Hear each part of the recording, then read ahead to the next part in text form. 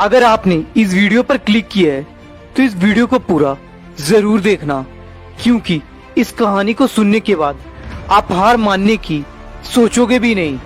एक बार की बात है, एक गांव में साधु रहा करता था और जब भी वो साधु नाचता था तो पूरे गांव में बारिश होने लगती थी।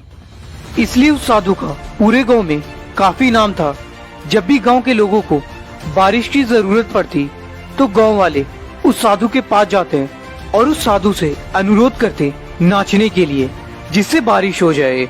फिर कुछ दिनों के बाद 4 लड़के शहर से उस गांव में घूमने के लिए आए और जब उन 4 लड़कों को ये बात पता चली कि इस गांव में एक ऐसा साधु रहता है जिसके नाचने पर बारिश होती है, तो उन्हें विश्वास नहीं हुआ। वो 4 लड़के काफी घमंडी थे। बड़े शहर में रहने का घमंड उन 4 लड़कों में कूट कूट कर भरा हुआ था। तभी उन 4 दोस्तों ने गांव वालों को चुनौती दे दी और बोला, अगर हम भी नाचेंगे तो बारिश जरूर होगी, और अगर हमारे नाचने से बारिश नहीं हुई तो साधु के नाचने से भी बारिश नहीं होगी। फिर गांव वालों ने उन लड़कों को साधु के पास चलने के लिए बोला और सारे लोग साधु के झोपड़ी के बाहर आकर खड़े हो गए। गांव वालों ने उस साधु को सब कुछ बता दिया। फिर साधु ने गांव वालों की बातें सुनकर उन 4 लड़कों से शर्त लगा लिया। फिर उन लड़कों ने नाचना शुरू कर दिया। पहले लड़के ने जब नाचना शुरू किया तो बस आधे घंटे नाचने के बाद वो थक हार कर वहीं पर बैठ गया, लेकिन बारिश नहीं हुआ।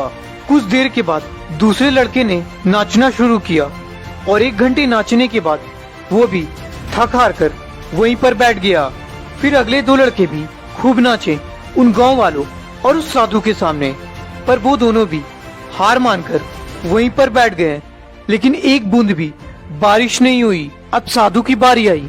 उस साधु ने नाचना शुरू किया। 1 घंटे तक वो साधु नाचता रहा, लेकिन बारिश नहीं हुई।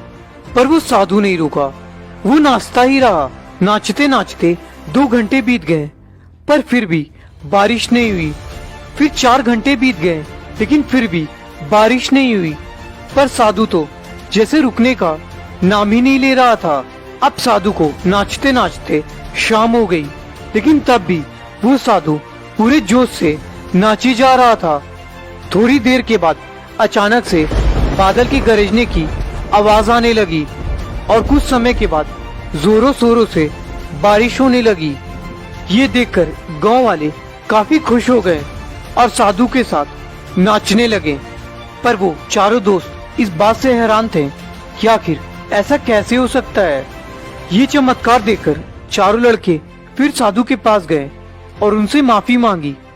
पर उन चारों लड़कों ने साधु से पूछा, बाबा ऐसा कैसे हो गया कि हमारे नाचने से बारिश नहीं हुई पर आपके नाचने से बारिश होने लगी।